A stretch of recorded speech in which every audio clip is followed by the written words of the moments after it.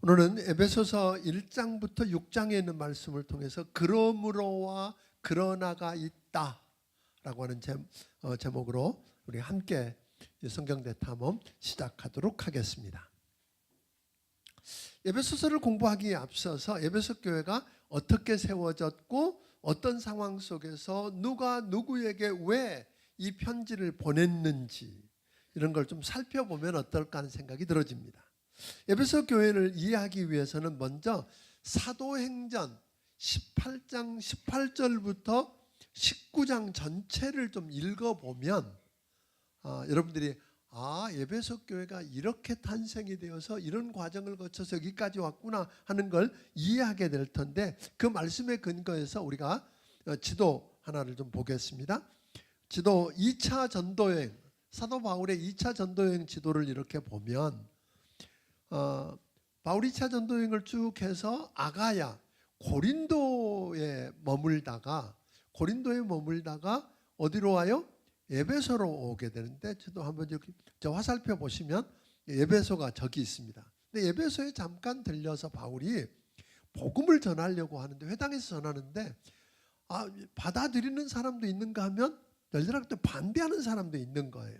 그래서 어떤 사람들은 더 오래 머물기를 원하지만 또 반대하는 사람들 핍박 때문에 바울이 이런 멋진 말을 한마디 남기고, 하나님의 뜻이면 너에게 다시 돌아오리라 하는 말씀을 하고 예루살렘으로 돌아갑니다. 그렇게 된 이후에 한 2년쯤 지나서 3차 전도여행이 시작되는데, 3차 전도여행이 시작되게 되는데, 사도 바울이 어디에 와요?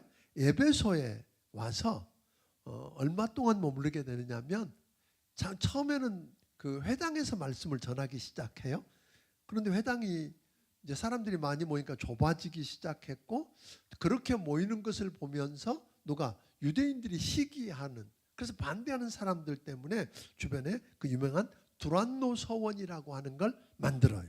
그리고 그곳에서 2년 넘게, 어떤 성경에 가면 거의 3년여 가까이, 그러니까 사도행전 20장 31절에 근거하면 3년 동안 그렇게 이야기하는 거 보면 3년 정도 거기 머물면서 복음을 전하게 되고, 그리고 믿는 사람들을 말씀으로 가르치게 됩니다. 그러니까 바울이 다시 에베소에 갔을 때 보니까, 처음에 보니까 예수 믿는다고 하는 사람들이 있었어요. 처음에 바울이 거기 있다가 떠나면서 누구를 남겨두냐면 브리스길라와 아굴라를 거기다 남겨놓고 오게 되거든요.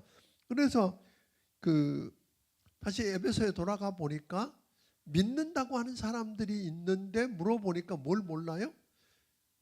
그 침례 요한의 침례까지밖에 모르는 거예요.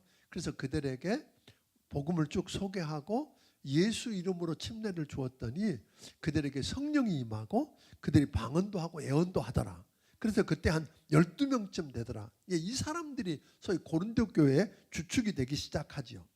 오늘 이들에게 복음을 쭉 전하는데, 여러분들이 잘 아는 것처럼 오늘 낮에 설명한 것처럼 이 에베소는 유럽 대륙을 연결하는 곳이에요. 유럽, 아까 얘기했지만 유럽에 있는 로마로부터 아시아 쪽으로 나가려고 하면 그게 관문과 같은 곳이어서 무역이 발달하고, 그 무역과 더불어서 자연스럽게 그곳에 사람들이 몰려들기 시작해서 한 인구가 50만 명이 넘었다고 그럽니다. 그 시대에. 그러니까 대단히 큰 도시인데, 그곳에는 소위 다이아나 여신을 모시고 있는 아데미, 소위 아르테미스라고 그렇게 요즘은 부르죠. 그 아르테미스 신전이 있었는데 그 신전 규모가 어마어마했어요. 그래서 세계 7대 불가사의 중에 하나라고 그렇게 일컬어지고, 도미티아누스 황제를 숭배하는 신전이 역시 그곳에 있게 됩니다. 그러다 보니까 낮에 양처럼 아주 성적인 타락, 공공연하게 공인받고 그렇게 하는 그런 성적인 타락을 중심으로 도덕적으로 굉장히 퇴폐하게 되고, 그리고 각종 미신과 종교 영향으로 또 주술과 마술이 유행하게 되고, 마술의 비법과 주문 그리고 부적을 파프리스에 담아가지고 원통에다 넣어서 파는 게 있었는데, 그걸 에베소 증서, 그게 로마에서는 가장 비싸고 유명한 부적이었대요. 그렇게 이제 인기가 높았던 거예요. 이런 상황 속에서 바울이 에베소에서 2년 넘게 말씀을 가르치다가 보니까 어떤 일이 일어났어요? 아시아에 있는 유대인이나 헬라인이 다 주의 말씀을 들었다. 굉장한 거죠. 주의 말씀을 들었어요. 그리고 말씀을 듣고 예수 믿는 사람들이 마술을 행하던 그 예수 믿는 사람들이 자복하고 회개하고 마술책과 부적을 가져다가 다 불에 태워버렸어요. 그게 아까 뭐랬죠? 은 5만. 그러니까 요즘 돈으로 하면 한 50억쯤. 그런 어마어마한 걸 불태워버리게 되죠. 그리고 복음을 전했더니 말씀을 들은 사람들이 뭐라고 고백하냐면 바울이 말하기를 사람이 손으로 만든 것이 아니래. 그러면서 그 은으로 만들었던 아데미 신상을 다 갖다 뭐예요? 버리기도 하고 사지 않으니까 장사가 안 되는 거예요. 자연히 그러다 보니까 돈벌이가 끊기니까 데메드리오라고 하는 사람이 중심이 되어가지고 사람들로 하여금 소동을 일으키게 하죠. 데모를 일으켜 소동을 일으키니까 결국은 바울은 그곳에서 에베소에서 떠나게 됩니다. 에베소를 떠나서 그리고 바울에게서 이제 복음을 들은 사람들이 그 당시에 바울은 떠나지만 복음을 들은 사람들이 사방에 흩어져서 뭐예요? 교회를 세우기 시작했어요. 이렇게 세월이 흐른 뒤 맨 처음에 바울이 들렸을 때가 AD 한 52년경쯤 됐던 것 같아요. 그런데 이때는 세월이 한 10년쯤 지나서 AD 62년경에 바울이 복음을 전하다가 잡혀서 황제 소위 가이사의 재판을 받기 위해서 로마로 끌려와서 감옥에 있을 때 그 감옥에서 지금 뭐하고 있어요? 편지를 쓰고 있는 것입니다. 솔직히 예수 믿기 어려운 환경 속에 있었던 그 에베소. 왜냐하면 그렇게 복음이 들어가고 나니까 자기 장사길도 막히고 어려우니까 예수 믿는 사람들을 핍박하기 시작했어요. 이제 거기다가 이제 로마 황제가 또 곁들여지게 되지만 이런 상황 속에서 믿음 지키기가 어려웠었는데 그런 사람들을 생각하면서 바울이 뭐예요? 사랑하는 마음으로 목회자의 심정을 담아서 쓴 편지가 뭐라고요? 에베소서. 그런데 바울이 그 로마 감옥에서 쓴 또 다른 편지들이 있어요. 그 편지들 가운데 하나가 뭐죠? 여러분 아시죠? 골로새서, 빌립보서, 빌레몬서. 그래서 이 네 권을 가리켜서 우리는 흔히 옥중서신 그렇게 불리워지고 있는 것입니다. 이런 배경을 안고 에베소서 성경 대탐험을 우리가 본격적으로 시작해 보도록 하겠습니다. 1장은 오늘 낮에 다 다뤘죠? 그래서 여기서는 더 이상 다루지 않을 것입니다. 2장 1장에서 바울이 입을 열어서 하나님을 찬양할 수밖에 없고 낮에 그런 이야기 했잖아요. 왜냐하면 바울이 무슨 이야기를 했어요? 예수 믿고 구원받은 사람에게 성부, 성자, 성령 하나님이 함께 연합을 해서 주신 뭐가 있어요? 하늘에 속한 신령한 모든 축복들이 얼마나 대단한가를 알고 그래서 그 감동을 이기지 못하고 하나님을 찬양할 수밖에 없었다. 그런데 말로 하다가 안 되니까 바울이 뭐 하기 시작했어요? 무릎을 꿇고 그들을 위해서 기도하기 시작했어요. 그러니까 다시 말하면 뭐예요? 예수 믿고 구원받은 다음에 구원받은 그들에게 하나님이 주신 축복이 뭔지 그게 뭔지 알고 그게 얼마나 중요하고 귀한 가치 있는 건지를 아는가 하는 이야기를 지금 했었어요. 그러니까 그러면서 그 하나님이 주신 게 있으면 좋고 없어도 괜찮은 시시한 게 아니라 하늘에 속한 뭐라 그러죠? 모든 신령한 복 그렇게 이야기했거든요. 복과 예수 그리스도로 말미암아 아들들이 되게 하신 것에 대한 이야기를 했었어요. 자, 그랬는데 2장에서는 그 한 걸음 더 나아갑니다. 예수 믿는 우리가 그리스도 안에서 받은 엄청난 축복 정도가 아니라 예수 안에서 우리의 신분, 우리의 위치가 어떻게 달라졌는지 아느냐 하고 묻는 거예요. 네가 받은 것만 엄청난 게 아니라 뭐가 달라졌어요? 우리의 신분이 달라지고 우리의 위치가 달라졌다. 그렇게 이야기하고 있는 겁니다. 1절에서 3절에 보면 예수 믿기 전에 우리는 허물이라고 성경에 지금 죄와 허물 이렇게 할 때 이 허물이라고 하는 건 뭐예요? 담을 넘어갔다 그런 뜻이라고 해요. 그러니까 해서 안 될 일을 한 것. 그건 뭐예요? 허물. 그 다음에 죄는 관역을 내가 딱 맞추려고 쏘았는데 관역에서 빗나간 거예요. 그러니까 그 말은 다른 말로 말하면 뭐예요? 해야 할 일을 못한 거. 이걸 가리켜서 뭐라고 그래요? 이 죄인데 이 죄 때문에 우리는 결국은 뭐예요? 죽을 것이다가 아니라 영적으로 하나님과 분리돼서 죽었고 그랬어요. 그러니까 예수 믿기 전에 우리는 이미 하나님께 영혼이 분리된 죽었다. 또 예수 믿기 전에는 세상의 악한 풍조와 흐름과 공중 권세 잡은 자 마귀와 육체의 소욕. 그러니까 예수 믿기 전에 우리의 원수 셋이 있는데 누구누구라고요? 세상. 또 하나 우리 육체. 이거 몸뚱아리를 이야기하는 거 아니에요? 육체의 소욕. 그 다음에 마귀. 그것들의 종로로 타던 자였다. 그래서 예수 믿기 전에는 거룩하신 하나님의 진노를 받아서 심판을 피할 수 없는 진노의 자녀였다 하고 이야기를 했습니다. 당연히 마귀를 위해서 준비된 지옥불에 마귀를 따라가다 보니까 지옥불에 들어가서 멸망할 수밖에 없었던 존재였다. 근데 그렇게 끝내지 않아요. 책이 오늘 성경이 3절로 끝내지 않고 4절을 이어지는데 오늘 본문 4절 앞에 뭐가 빠져 있느냐면 사실은 원문에 보면 그러나가 빠져 있는 거예요. 그 4절 앞에는 뭘 넣어야 돼요? 그러나를 넣어야 돼요. 그러니까 그러나 이제는 긍휼에 풍성하신 하나님이 우리를 사랑하신 그 큰 사랑을 인하여 허물과 죄로 죽었던 우리를 그리스도와 함께 뭐 하셨다? 살리셨고 은혜로 구원하셨다. 그러니까 어떻게 어디서 이 놀라운 일이 일어났다고 말하냐면 7절에 보니까 예수 그리스도 안에서 우리에게 자비하심으로 그의 은혜의 지극히 풍성함을 오는 세대에게 나타내셨고 8절에 보면 그 은혜를 인하여 믿음으로 말미암아 구원을 얻었나니 이것이 너희에게서 한 것이 아니요 하나님의 선물이다. 행위에서 난 것이 아닌 누구든지 자랑하지 못하게 하려 합니다. 그러니까 우리의 구원은 누가 시작하셨어요? 내가 시작한 거 아니에요. 하나님이 시작하셨고 하나님이 하신 일이에요. 그러니까 우리는 다만 그걸 믿음으로 받아들일 뿐이죠. 하나님이 거저주시는 걸 믿음으로 선물을 받아들일 뿐이다. 그러니까 또 사람들이 이렇게 이야기하니까 구원을 너무 값싸게 여겨. 그냥 그렇죠. 값싸게 우리가 거저받았다고 그러니까 싸구려 아니에요. 그것은 우리가 그렇게 받기 위해서 예수님이 십자가에서 자기 몸을 내어주고 희생하셨단 말이에요. 다만 우리는 구원받은 다음에 10절에 보니까 그렇게 해서 예수 안에서 망고진 우리가 하나님의 걸작품이 되었다. 하나님의 걸작품이 되었으니까 이제 우리는 예수 안에서 선한 일을 뭐 해야 된다? 해야 한다 하는 거예요. 선한 일을. 믿기 전에 죽었던 우리를 누구든지 그리스도 안에 있는 자는 새로운 피조물이라고 했고 예수님이 죽으실 때 나를 뭘로 얘기해요?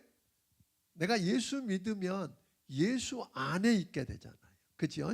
예수님이 내 안에 계시고. 그러니까 예수님이 십자가에 못 박혀 죽을 때 내가 못 박힌 건 아닌데 내가 못 박힌 것으로 여겨주신다 이 말이에요. 내가 죽은 것으로. 그래서 그분을 죽은 자 가운데 다시 살리실 때 나도 살아난 것이 되고 그분을 하늘 보좌 우편에 앉히실 때 나도 영적으로 어디에? 거기에 앉게 되는 거지요. 그러니까 우리 신분이 그렇게 달라졌다 그런 거예요. 그러니까 예수 안에서 나를 함께 하늘에 앉히셨다 그랬어요. 그러니까 우리 신분이 어떻게 얼마나 드라마틱하게 변했는가를 오늘 이 짧은 몇 구절을 통해서 우리에게 보여주시고 있다고 하는 거죠. 우리의 신분만 바뀐 게 아니라 뭐예요? 마귀의 자녀에서 하나님의 자녀로 신분만 바뀐 게 아니라 뭐든 위치도 바뀌었단 말이에요. 위치도. 그러니까 또 우리는 본래 예수 믿기 전에는 11절부터 보니까 뭐라 그러세요? 이방인이었고 무할례자였고 이스라엘 나라 밖에 있었고 그리스도 밖에 있었고 언약의 약속들에 대해서 외인이고 하나님도 없고 그러니까 세상에서는 소망이 하나도 없는 자였다. 그게 예수 믿기 전에 우리 모습이에요.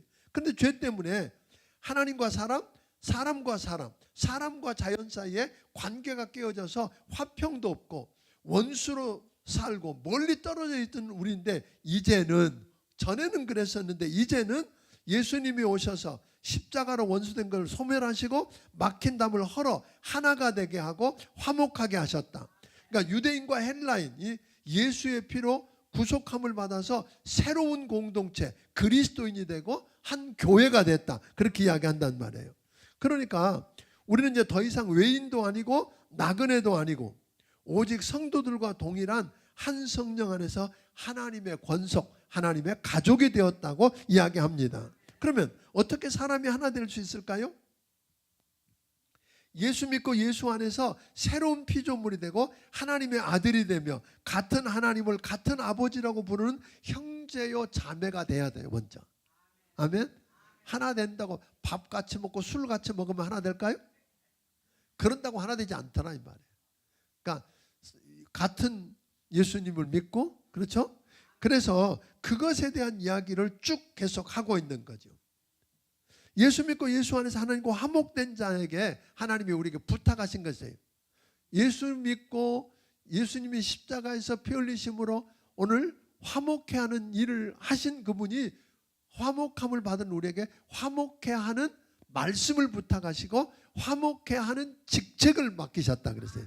그걸 뭐라 그랬어요? 하늘나라 대사, 그렇게 이야기했었잖아요, 고린도후서에서. 그러니까 화목하고 하나가 돼야 되는데 예수 믿는 사람은 하나님의 성령이 거하는 뭐라고 그랬죠? 성전, 고린도후서 기억나나요? 하나님의 성전이라고 그랬어요. 그 성도들이 한 사람 한 사람 모여서 모퉁이 돌 대신 예수 그리스도를 통해서 연결되면 그걸 가리켜서 우리는 뭐라고 불러요? 교회. 그래서 예수 믿는 사람들의 모임이 뭐예요? 교회예요. 건물이 교회 아니란 말이에요. 응? 그러니까 주님 때문에 우리는 이제는 옆에 있는 사람이 누가 되었어요? 같은 하나님을 같은 아버지라고 부르면, 아버지가 같으면 옆에 있는 사람 뭐예요? 형제고 자매죠. 정말로요?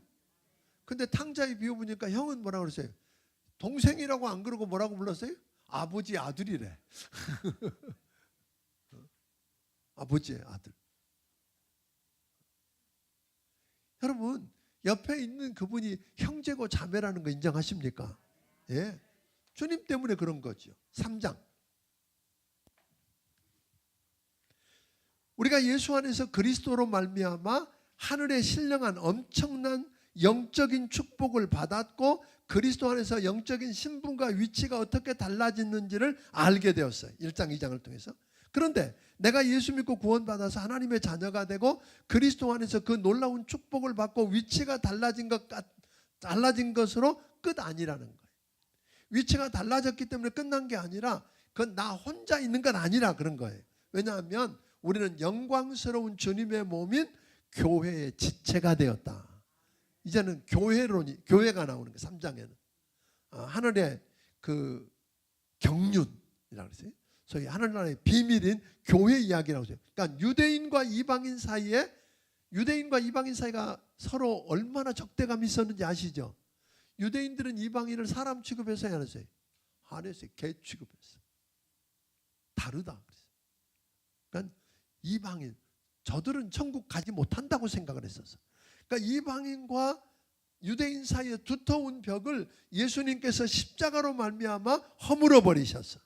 예수 믿는 유대인이나 예수 믿는 이방인이 똑같이 예수 안에서 주님의 몸인 교회에 뭐가 되었어요? 지체가 되었다는 거예요. 아멘.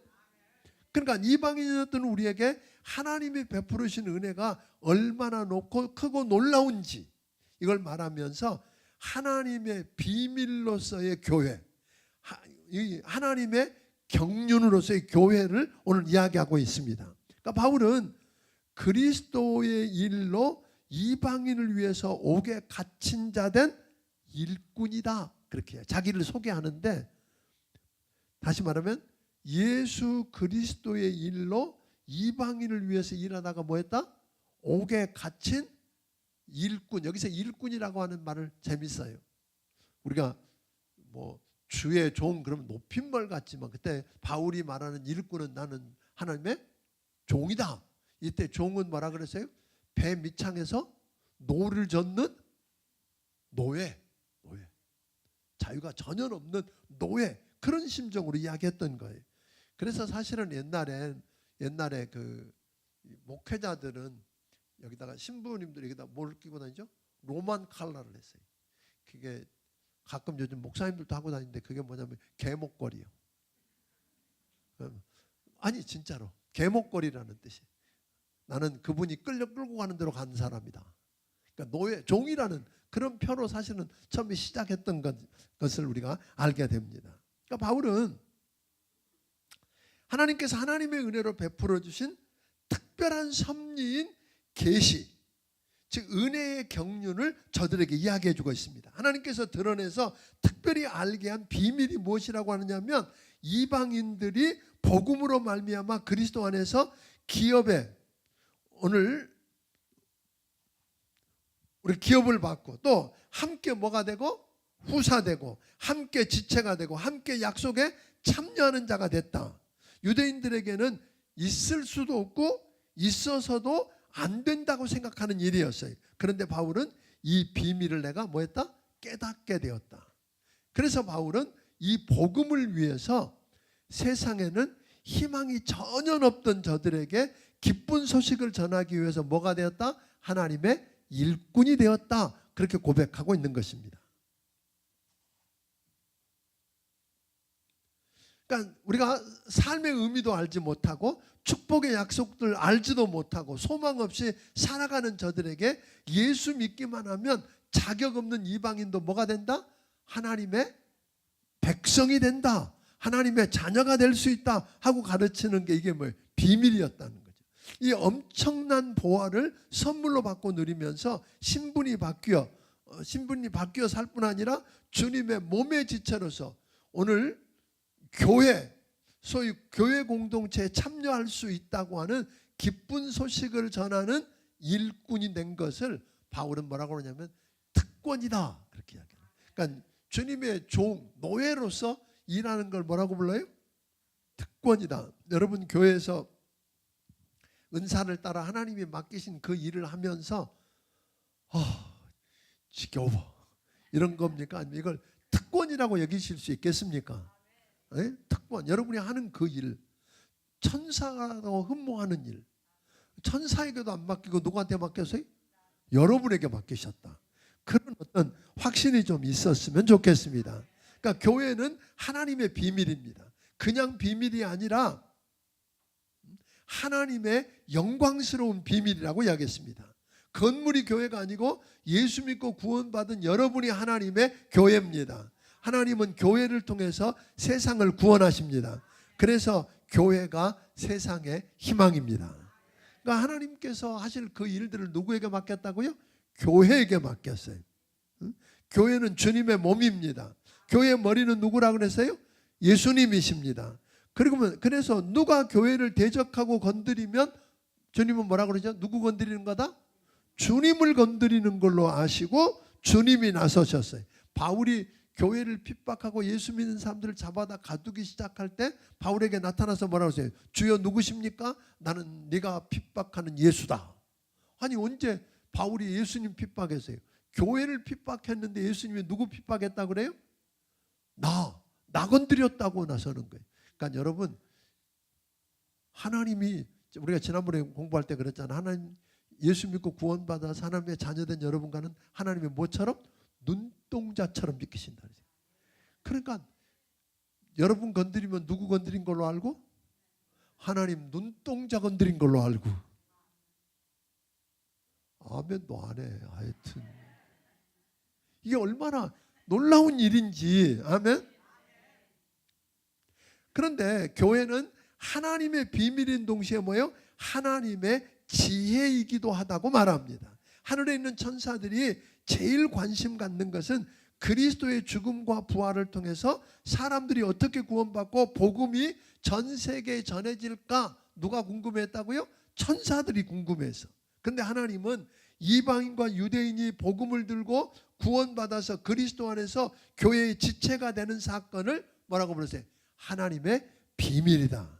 하나님의 지혜이고 하나님의 계획이라고 이야기해요. 즉 하나님은 교회를 통해서 하나님께서 계획하신 뜻들을 뭐 하신다? 이루신다. 14절부터 21절까지는 바울의 두 번째 기도가 나옵니다. 오늘 이렇게 바울이 애가 타서 이야기를 하다가 너무 답답하면 어떻게 하세요?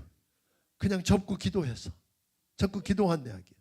그러니까 예수 믿고 구원받아서 그리스도 안에서 그리스도의 몸이 된 교회가 지체가 되고 하나님의 가족의 일원이 된 나는 어떻게 살 것인가를 생각하면서 하나님의 가족된 저들을 위해서 뭐하고 있다? 기도하고 있다, 그런 거예요. 그런데 기도하는데 하나님을 아버지라고 부르면서 하나님 아버지 앞에 무릎을 꿇고 기도합니다. 뭘 위해서? 저들의 겉사람이 아니라 속사람을 강건케 해달라고. 우리가 바울이 지난번에 이야기할 때 고린도에서 뭐라 그랬어요? 우리의 겉사람은 후패하나 우리의 속사람은 날로 새롭도다. 그러니까 바울의 그렇게 말했던 바울은 내 영혼이 얼마나 순결하고 얼마나 주님의 인격을 닮아가는가에 관심을 갖고 속사람이 강건하기를 위해서 뭐했다? 기도했어요. 속사람이 강건해지려면 어떻게 할까요? 믿음으로 말미암아 그리스도께서 내 마음에 계시게 하고, 여러분 속사람이 강건해지려면 여러분 마음속에 그리스도가 계시기를 원합니다. 그리스도가 계셔야 돼. 아멘. 죄 짓지 않음으로, 우리가 죄를 짓지 않음으로 내 안에 계신, 그러니까 그리스도가 계시고 동시에 누가 계신다 그랬어요? 성령님이 계시는데 내가 죄를 짓고 잘못하면 누가 근심한다고요? 성령님이 근심한다고 그랬어. 성령이 근심한다고 그랬는데 성령이 근심하지 않도록 하는 건 뭐예요? 죄에서 떠나야 돼요. 죄를 회개하고 죄에서 떠나서 그리스도가, 성령님이 나를 온전히 지배하고 다스리도록 할 때 우리는 뭐예요? 속사람이 강건해질 수 있다. 또 그분은 나를 얼마나 어떻게 사랑하셨는지 체험적으로 깨달아 속사람이 강건한 멋진 성도가 될 수 있기 때문에 이것을 놓고 바울은 지금 뭐하고 있어요? 기도하고 있었다. 4장.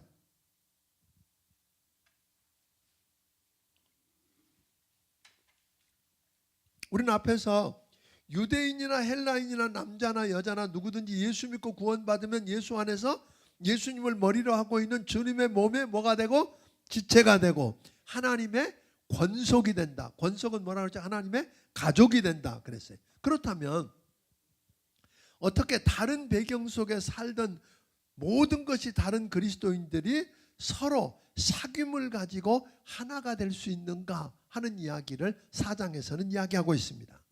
교회는 어떤 봉사를 하고 어떤 선교를 하느냐에 앞서서 서로 어떤 교제를 나눌 수 있는가에 더 관심을 갖고 있어요. 그러니까 여러분들이 무슨 일을 얼마나 했느냐보다 더 중요한 게 뭐라고요? 성도 간에 깊은 교제를 나누고 사귐을 나눌 수 있어야 된다는 것입니다.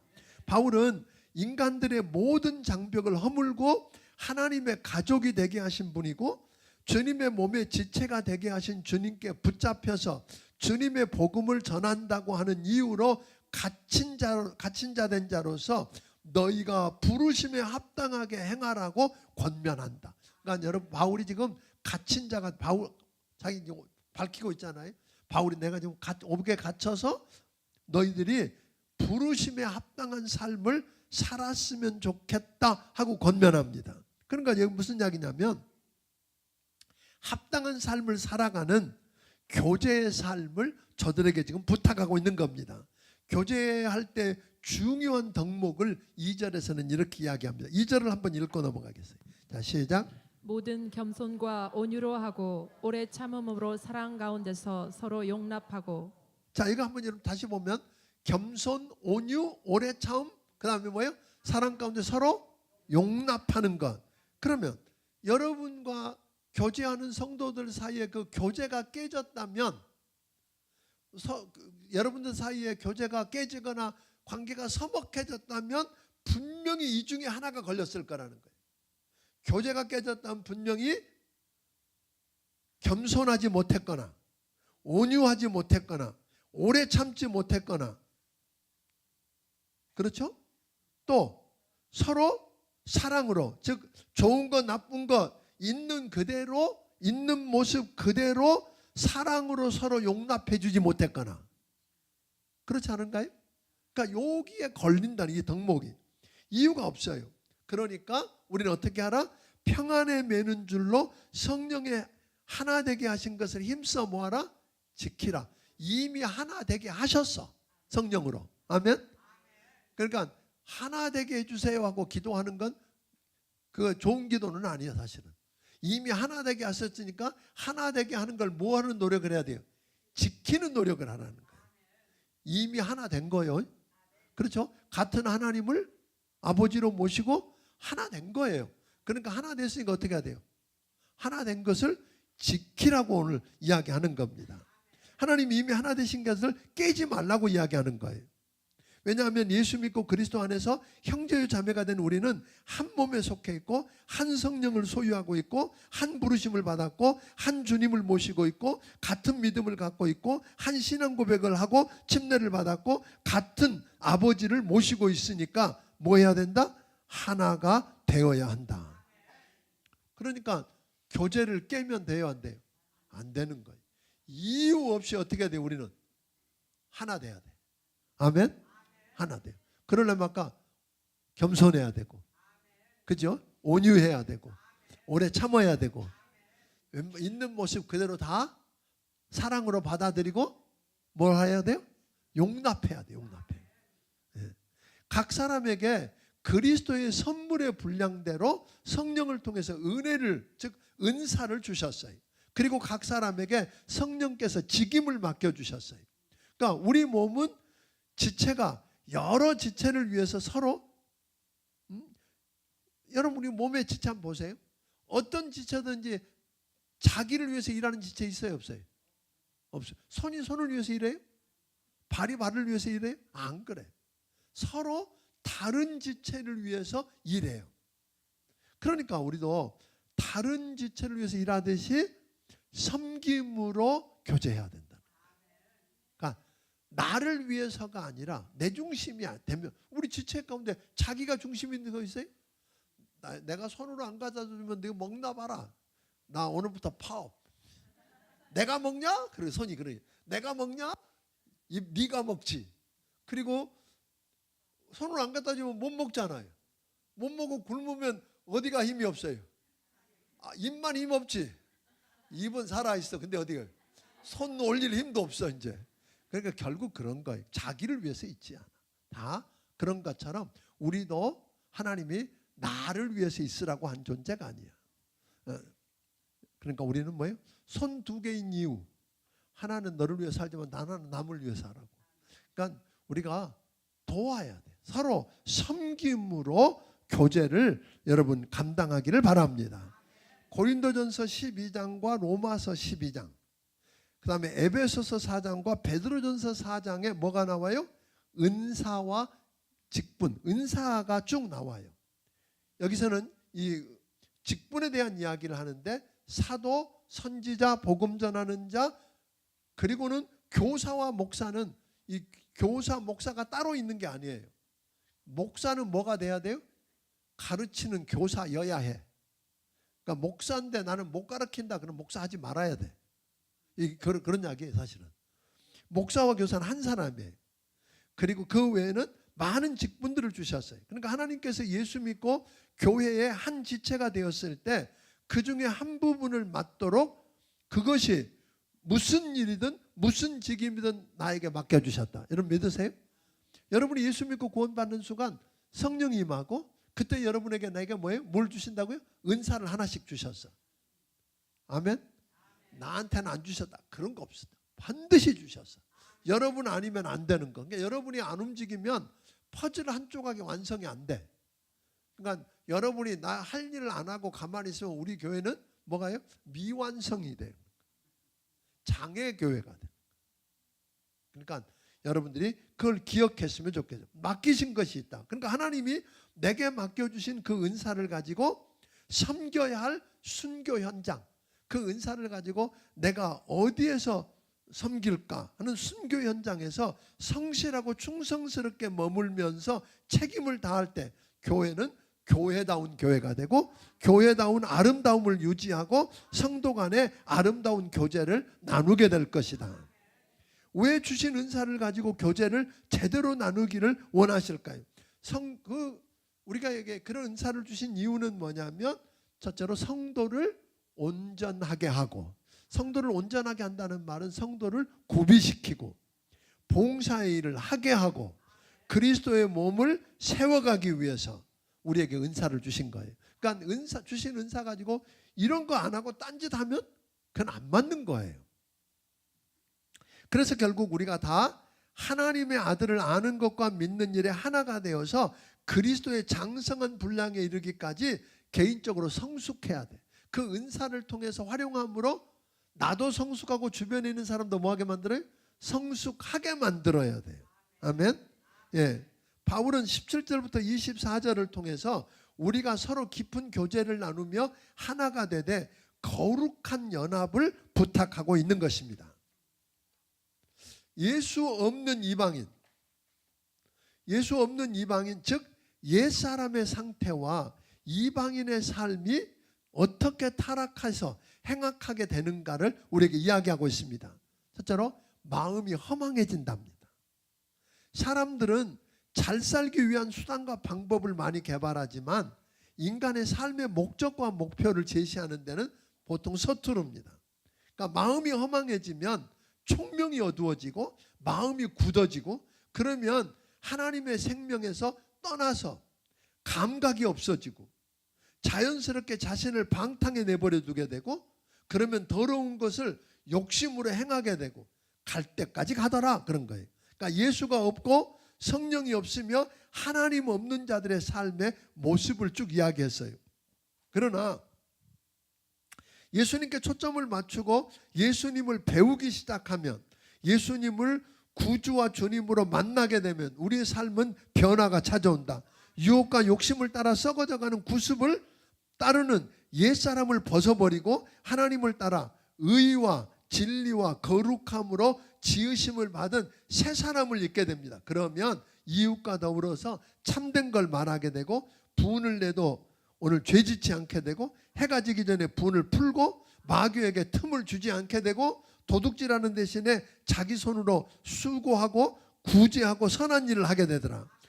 더러운 일은 입 밖에도 안 내고 덕을 세우는 말 선한 말을 해서 은혜를 끼치더라. 내버려 두면 어떤 일이 돼? 반대 일이 나오는 거 아시죠? 모든 악독과 노함과 분냄과 떠드는 것과 비방과 악의를 버리고 친절하게 되고 불쌍히 여기게 되고 우리는 주님이 우리를 용서한 것처럼 용서하게 되더라. 그런데 이것은 내가 노력해갖고 돼요 안 돼요? 안 되더라. 그런 게 성령의 도우심이 없이는 불가능하더라. 그러니까 성령님이 우리 안에 계신 성령님이 우리를 뭐 하실 때 지난번에 인도하신다 그랬어요. 인도하실 때 우리는 뭐예요? 쫓아가고 따라갈 수 있을 때 그렇지 않으면 성령이 우리 안에서 뭐 하신다? 30절에 보니까 근심한다 그랬어요. 성령을 근심케 하지 않기를 바랍니다.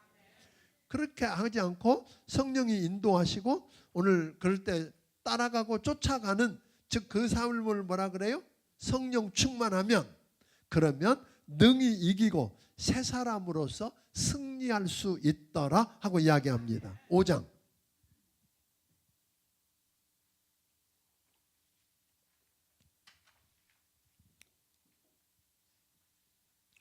주님의 몸의 지체로서 하나님의 권속으로서 성도 간의 깊은 교제를 통해서 변화된 우리 그런 사람들은 뭐라고 말하냐면 변화된 우리를 사랑받는 자요 하나님을 본받는 자가 된 우리는 어떻게 살 것인가를 다루고 있는 것이 5장입니다. 그런 사람들은 첫째로 사랑 가운데 행하라 그랬어요. 예. 그리스도께서 너희를 사랑하신 것 같이 너희도 사랑 가운데서 행하라 그랬거든요. 왜요? 주님이 우리를 뭐 하신 것처럼? 그러니까 주님이 우리를 뭐 하셨어요? 사랑하셨어요. 그리스도께서 너희를 사랑하셨다. 우리는 사랑받은 자가 되어서 그래서 사랑하신 그분이 사랑하라고 한 거예요. 그냥 사랑하라고 한 게 아니라 우리를 위해서 자신을 버리사 향기로운 제물과 오늘 생축으로 하나님께 드리셨던 그분이 우리에게 뭐라고 그래요? 사랑으로 행하라. 그러니까 우리가 사랑하려고 그러면 먼저 사랑받아야 돼. 여러분 정말로 주님이 여러분을 얼마나 어떻게 사랑했는지 확신이 있으세요? 십자가를 보면서 주님의 사랑이 느껴지시나요? 그래야 오늘 그분이 오늘 우리에게 말하기를 뭐라고요? 서로 사랑하라. 사랑 가운데 행하라. 그리고 두 번째로는 빛의 자녀처럼 행하라고 말합니다. 빛이 오면 어떻게 해요? 내 안에 추한 것들이 다 폭로돼. 감출 수가 없어. 온갖 더러운 것들을 그럼 버리게 되고, 그렇죠? 그러면 감사하는 말을 하게 되더라, 그런 거예요. 왜냐하면 그런 온갖 더러운 것들을 가지고는 하나님의 나라를 기업으로 받을 수 없으니까 빛을 받아들이면 자연스럽게 빛의 열매를 맺게 됩니다. 세 번째는 지혜 있는 자가 되라고 말합니다. 지혜 있는 자가 되려면 어떻게 행할지를 늘 주의하랍니다. 아무렇게나 살아서는 안 된다는 거예요. 그리고 세월을 아끼랍니다. 시간을 구속하라 그랬어요. 여기서 아끼라는 말은 redeem the time. 그러니까 시간을 구속하라. 기회를 사야 돼요. 여러분, 세상이 악하고 시대가 악하기 때문에 그냥 되는 대로 살면 안 된다는 거예요. 시간을 아끼고 무가치하게 낭비하는 일을 하지 말고 하나님 앞에서 그분이 원하시는 일을 이루어가도록 해야 한다. 그 다음에 주의 뜻이 무엇인지 분별하고 세월을 아껴서 해야 할 일을 감당하면서 살려고 말합니다. 그런데 우리 주변에는 어떤 일이 많아요? 바쁜 일도 있고 중요한 일도 있어요. 어떤 거 먼저 해야 돼요? 세상에 이렇게 이야기하죠. 세상에는 바쁘고 중요한 일도 있고 바쁜데 안 중요한 일이 있고 중요한데 뭐예요? 안 바쁜 것도 있고 그다음에 바쁘지도 않고 중요하지도 않고 이런 일들을 놓고 우리가 어떻게 살 것인가 하는 거예요. 우선순위를 우리가 좀 구할 줄 알아야 돼요. 그래서 내버려 두면요 우리는 뭐를 따라가겠냐면 급한 일을 하게 돼 있어요. 급한 일만 쫓아다니다 보면 그냥 끌려다니다 보면 중요한 일을 다 놓치고 마는 거예요. 아무리 급해도 뭐예요? 꼭 마땅히 해야 할 중요한 일 앞에서 우선순위를 정하고 포기할 줄 아는 그런 여러분이 되기를 바랍니다. 그러니까 교회 주일날 못 나온 사람 보면 그렇게 안 하면 안 될 일만 있어. 근데 그 우선순위를 못 정하면 맨날 그렇게 쫓겨다니다 그렇게 끝나. 정말로요. 그렇게 끝나. 그 다음에 네 번째로는 이야기하기를 성령 충만을 받으라고 말합니다. 성령 충만을 꼭 받아야 할 일이고 계속 받아야 할 일입니다. 성령 충만하지 않으면 다시 말하면 예수 그리스도의 말씀이 내 속에서 풍성히 거하면서 그분이 인도하실 때 따라가고 쫓아가는 그런 삶을 살지 않으면 악하고 더러운 삶을 살 수밖에 없고 마귀의 종노릇 할 수밖에 없다는 거예요.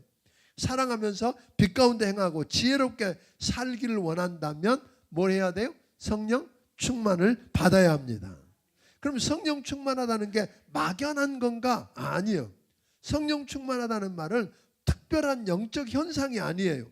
성령께서 내 안에서 말씀을 사용해서 나를 뭐한다? 지배하실 때. 그러니까 성령이 여러분을 인도하실 때 거기에 민감하게 깨닫고 뭐예요? 따라가고 쫓아가고 그러지 않으면 우리는 바른 관계를 해결할 수가 없다는 거예요. 그런데 사실은 이 성령 충만하지 않으면 해결할 수 없는 관계들을 그 다음에 이야기했어요. 5장 22절부터 33절에 보면 아내와 남편의 관계. 이 관계는 제일 친하고 제일 가까운 것 같은데 제일 멀고 힘든 관계. 그죠? 그건 얼마나 오래 살았냐도 소용없어. 40년, 50년, 저희도 40년을 살아봤는데 여전히 그 관계는 내버려 두면 어려운 관계예요. 예. 부모 자식 간에는 관계는 어때요? 다 당연할 것 같은데 안 그래. 그 관계도 내버려 두면 어려운 관계가 되고 말아. 또 고용인과 피고인, 여기서는 주인과 종 이야기했지만 요즘으로 말하면 뭐예요? 고용인과 피고용 사이에 관계가 잘 돼요? 안 돼. 그래서 요즘 너무 힘들어 한단 말이에요. 그런데 이 관계는 뭘 해야 없이는 안 된다? 성령 충만하지 않고는 도대체 그 관계를 아름답게 잘 유지할 수가 없다. 그렇게 선언하는. 그래서 이 관계를 드리기 전에 술 취하지 말라 이는 방탕한 것이니 성령의 충만을 받으라 하고 시작했다고요. 그러니까 성령 충만하게 되면 자연스럽게 우리는 서로 복종하게 되고 오늘 찬양하게 되고 서로 감사하게 되더라. 그렇게 하고 난 다음에 부부 문제를 다루고 있어요. 그러니까 자, 부부간의 관계도 성령 충만하면 그리스도를 경외함으로 피차 복종하게 되더라. 이 문제 이렇게 깊이 안 다루는 건 이 문제 너무 많이 다뤘던 문제라 쭉 지나갈 거예요. 그리스도를 경외함으로 피차 복종하면 성령 충만한 부부는 뭐예요? 그리스도를 경외하고 서로 피차 복종할 뿐 아니라 아내가 남편에게 복종한다는 말은 하나님이 허락하신 지도력을 인정한다는 말이에요. 네가 높냐 내가 낮냐 그런 이야기가 아니라 하나님이 세우신 지도력을 인정하고 그 아래서 뭐예요? 그의 말을 잘 듣겠다는 이야기예요. 말 좀 들어주세요. 어? 순종이라는 말 뜻이 그런 거잖아요. 그 아래서 그 사람 말을 뭐예요? 들어주겠다는 이야기예요. 그 다음에 마지막 문제는 뭐예요? 최종 결정권은 그에게 맡기겠다는 거예요. 그러니까 예를 들면 이런 거예요. 아내가 별 이야기를 다 할 수 있어. 조언도 하고 다 할 수 있어. 근데 마지막 최종 결정은 뭐 누구에게? 그러니까 예를 들면 김장한다고 그래봐요. 뭐 여러분들 이야기할 수 있잖아요. 뭐 배추를 몇 포기 살까요? 무는 얼마나 할까요? 언제 할까? 이런 얘기 쭉 하다. 어떠세요? 당신 생각은 어때요? 한번 이제 결정은 하게 하지만 이야기는 누구 거예요 다? 아니. 그러니까 어떤 사람이 그랬잖아요. 아내는 뭐 가지고 남자는 머리래. 머리는 뭐예요? 목이 움직이는 대로 가. 근데 여자들이 지혜가 없어서 이 원리를 안 따지고 뭐예요? 이 의견도 다 내고 결정도 내가 해. 그리고 당신은 따라와. 이러니까 어려워지는 거예요. 최종 결정권은 누구에게? 왜? 하나님이 그에게 권위를 주셨으니까. 아멘. 그 다음에 섬기는데 주님을 섬기는 것처럼 하라는 거예요. 자, 이게 쉽지 않은 이야기예요. 그런데 그렇게 해보면 남편은 어떻게 하느냐? 아내 사랑하기를 어떻게 하라? 그리스도께서 교회를 사랑하신 것처럼 하는 거예요. 아내가 어떤 사람은 그래. 아, 나도 사랑하고 싶어요. 사랑받을 짓 하면 내가 왜 안 사랑해요? 아니요. 성경은 뭐라 그러세요? 우리가 연약하고 아직 죄인이고 심지어 하나님 앞에 원수로 대적할 때도 그리스도께서 하나님께서 우리를 위해서 뭐예요? 하나밖에 없는 아들 예수를 십자가 못 박아 죽게 할 만큼 우리를 뭐 하셨다 그러세요? 사랑하셨다 그러세요. 하나님이 우리를 얼마나 사랑한지를 그걸 통해 보여주셨어. 그러니까 조건이 돼야 사랑하는 거예요? 아니요. 그거 상관없는 거예요. 하나님이 우리를 얼마나 어떻게 사랑하셨는지를 보면 희생적인 사랑이었어요. 그러니까 남편은 아내를 뭐예요? 희생적으로 사랑해. 귀하게 여기며 존중해 줘야 돼. 왜냐하면 귀한 것일수록 쉽게 깨지기가 쉽기 때문에 잘 살피라 그랬단 말이에요. 그리고 남편 때문에 아내가 성숙한 자리에 이르도록 인도해주고 보호해줘야 돼요. 부부관계가 바로 되기 위해서는 뭐가 필요해요? 성령 충만하지 않으면 이 일이 불가능하다는 거예요. 그러니까 여러분 부부 사이에 문제가 있다. 그럼 뭐가 문제가 있는 거예요? 우리 사이에 지금 성령 충만하지 않다는 문제인 거예요. 아멘? 그러니까 회개하고 성령 충만. 우리 둘이 앉아놓고 둘이 앉아서 따지고 백날 해보세요. 되나? 안 되지. 그냥 지고 넘어가는 거지. 그냥 시끄럽고 싫으니까 가는 거지. 그게 온전히 해결이 안 된단 말이에요. 그러니까 부부간에 문제가 있다. 그 말은 어디로부터 가야 돼요? 먼저 아버지 앞에 다름박질해야 돼. 말씀이 나를 이끌고 가는지, 성령님이 나를 이끌고 가는지, 그때 내가 민감하게 반응하고 쫓아가고 따라가는지, 성령 충만한지. 그러면 저절로 뭐가 된다? 해결된다 하는 거예요.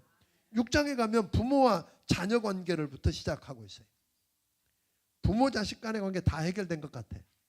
옛날 어렸을 때는 욱박지로 때리면 됐고 이제는 뭐예요? 안 돼. 그럼 어떡해요? 이 문제도 쉽지 않아. 그런데 성경은 그렇게 이야기해요. 자녀들에게 이야기하는 거예요. 순종해라. 이유가 없어. 거기는 뭐예요? 네 부모고 너는 그 자식이니까. 그를 통해서 하나님이 너를 이 땅에 보냈으니까 뭐하라? 순종해라. 그런데 순종만 하는 걸로 끝나지 않고 뭐라 그러죠? 공경해라. 이것은 물질적인 문제를 같이 다루고 있는 거예요. 봉양해드리라 이 말이에요. 그냥 말로만 순종하는 걸로 끝나는 게 아니라 필요를 채워주고 용돈 드리세요. 아직 부모님 살아계시면 용돈 드리세요. 정말로. 많고 적음을 따지지 않는 거예요. 할 수 있는 선에서 용돈 드리세요. 존말할 때 드리세요. 이거는. 드려야 돼. 그래서 부모님 마음을 여러분이 자랑감이 되면 좋겠어요. 부모가 여러분만 생각하면 기분이 너무 좋고 너무 감사하고 그렇게 되는 것이 필요하다는 거죠. 그렇게 하는 건 뭐예요? 마땅한 일이에요. 옳은 일이에요. 하나님의 명령이에요. 그러니까 그냥 하는 거예요. 그렇게 되면 뭐예요? 땅에서 잘 되고 장수한다 그랬어요. 부모들에게는 말하는 거죠. 자식을 뭐 하지 마라? 노엽게 하지 말아요. 근데 이게 뭐냐면요. 대부분 아이들이 큰 다음에 물어보면 아들들은 아빠 때문에 상처받았다 그래요. 근데 그 상처가 이게 해결이 안 되는 상처예요. 딸들은 누구 때문에 상처받았다 그래요? 엄마. 그래 어떻든 엄마가 됐든 아빠가 됐든 아이들이 깊은 상처를 안고 살아가는데 그 상처가 평생 그 아이들을 끌고 다녀. 이 문제 해결해야 돼요. 근데 대부분 뭐예요? 부모가 노엽게 자기 감정대로 자기 느낌대로 자기 생각대로 마음대로 다뤘다 이 말이에요. 아니에요. 그래서 오늘 여러분 주의 말씀으로 훈계하고 교훈해야 돼요.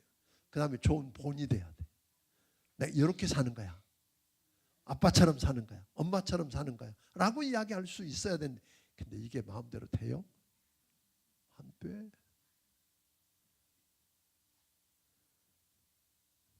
사실은 자식 가르치는 건 나이가 많아도 여전히 저는 우리 자식들이 둘이 있지만 지금도 숙제 안 끝 우리 집 사람은 그래. 우리 숙제 안 끝났다 그래. 여전히 기도하고 안 하고는 안 방법이 없잖아요. 그런데 이 부모와 자식 간의 관계도 틀어질 때 어디로 뛰어가야 돼요? 그 아이들을 불러놓고 딸 불러놓고 따지고 네가 옳으니 내가 옳으니 그러면 해결된다. 안 돼. 하나님 앞에 뛰어가세요. 그래서 성령 충만하면 아멘.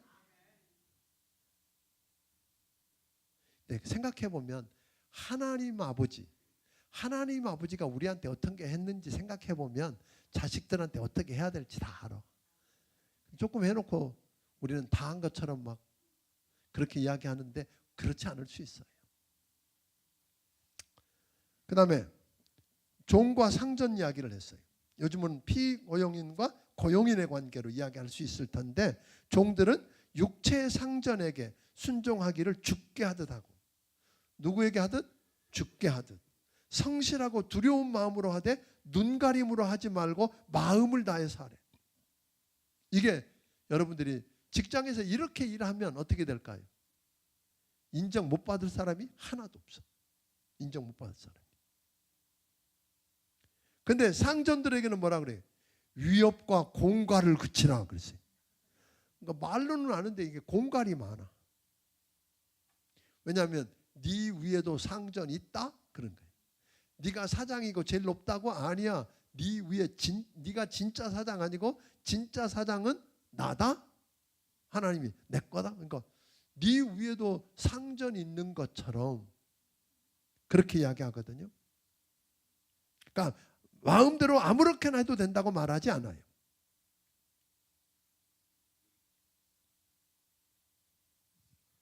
그러니까 우리가 또 하나는 종이라도 그래서 이 문제에 대해서 성경 여러분들 가운데 그렇고 왜 바울은 종에 대해서 문제 제기를 안 하지? 노예에 대해서? 그런데 실제로 여러분 많이 보면 빌레몬서를 다루게 될 때 이야기를 할 건데요. 그런 말 한마디도 안 했는데 그 빌레몬의 종인 오네시모 그러니까 예수 믿고 난 다음에 그를 뭐예요? 형제 중에 하나로 여겨라 그렇게 그러니까 우리가 여기 사장님들 계시면 여러분들 직원들을 누구로요? 형제 중에 하나로, 같은 하나님을 아버지로 부르고 있는 형제 중에 하나, 주 안에서 한 가족이라는 사실을 잊지 않고 형제처럼 대할 수 있겠는가? 근데 이 솔직하게 말해서 이 세 관계, 부부, 부모, 자식, 고용인과 피고용인의 관계, 이게 바로 이게 쉬운 관계예요, 어려운 관계? 어려워, 안 돼. 다 이것 때문에 아파하고 이것 때문에 힘들어해. 그러니까 이 문제를 풀려면 우리끼리 만나서 풀 수가 없어. 성령 충만해야 된다. 지혜로워야 된다. 오늘 앞에 이야기했던 이야기들이 그렇게 이야기를 하고 있는 것입니다. 10절에서 12절에 보면 우리가 사는 삶의 자리가 영적인 놀이터가 아니고 뭐다? 전쟁터다. 여러분들은 지금 소풍 나온 게 아니고 뭐로 왔다? 전쟁하는 거다. 전쟁터다. 전쟁터에 싸우는 군사는 우리의 적이 누군지 아군이 누군지 모르면 싸울 수가 없어. 근데 가끔 우리는요, 아군끼리 싸워.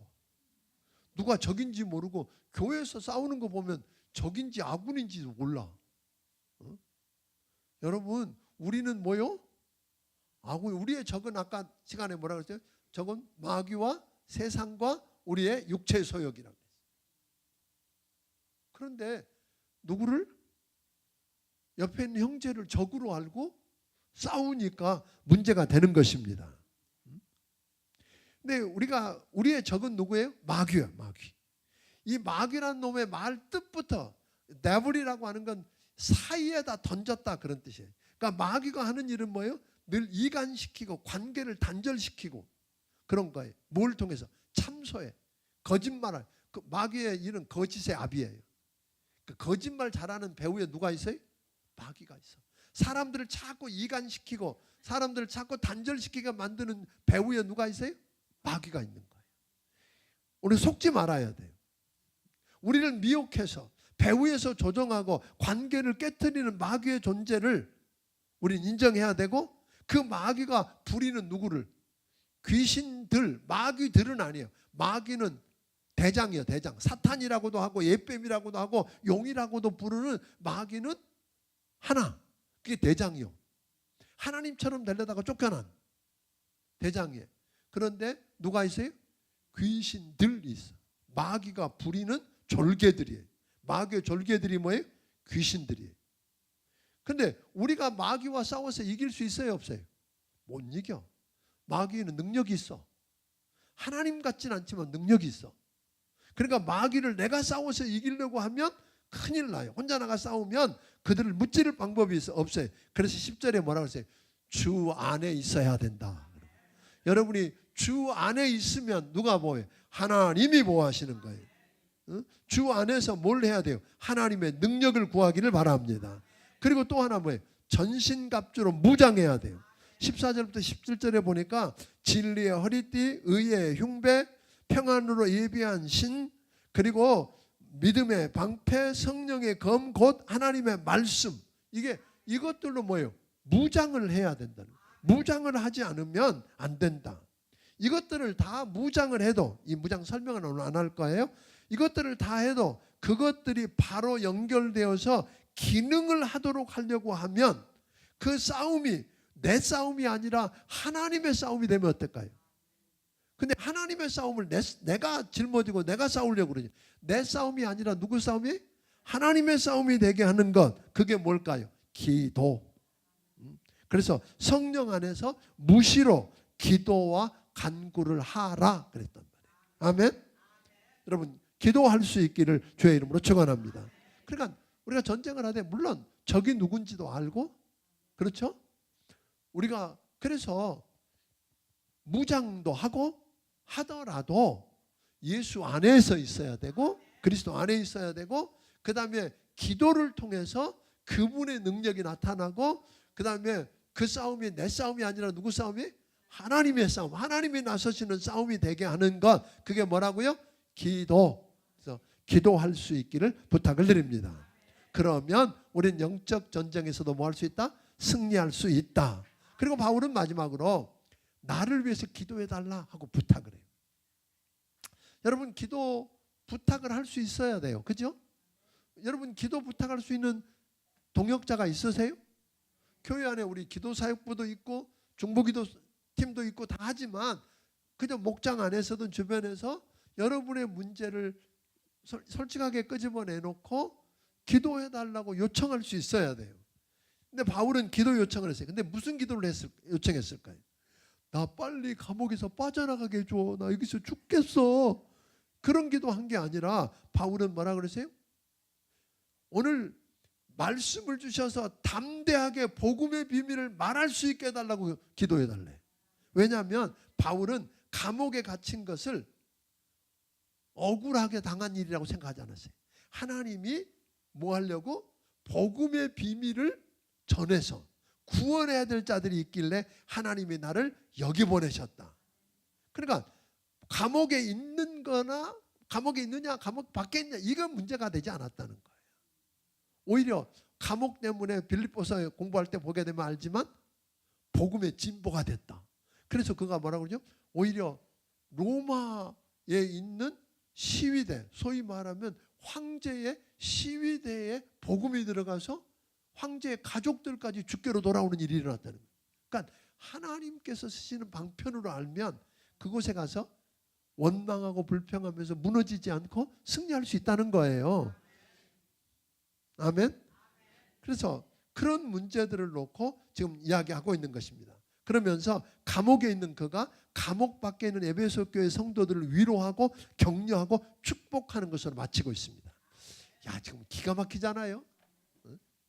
누가 누구를 위로해야 돼요? 근데 바울은 지금 그렇게 살고 있다.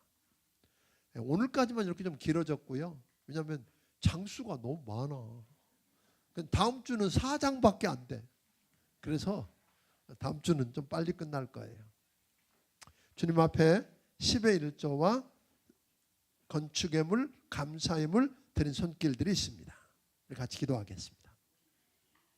하나님 아버지, 귀한 사람들을 이날 오후에도 이렇게 불러주셔서 하나님 말씀 앞에 서게 해주시니 감사합니다. 하나님, 이 말씀으로 무장하고 말씀이 살아서 우리 안에 역사하는 것 경험하게 하옵소서. 그때 허락하신 부흥을 맛보게 하여 주옵소서. 아버지 하나님, 사랑하는 사람들이 말씀대로 믿음대로 주님 앞에 귀한 예물들을 드렸사오니 아버지 믿음대로 말씀하신 대로 축복하여 주시옵소서.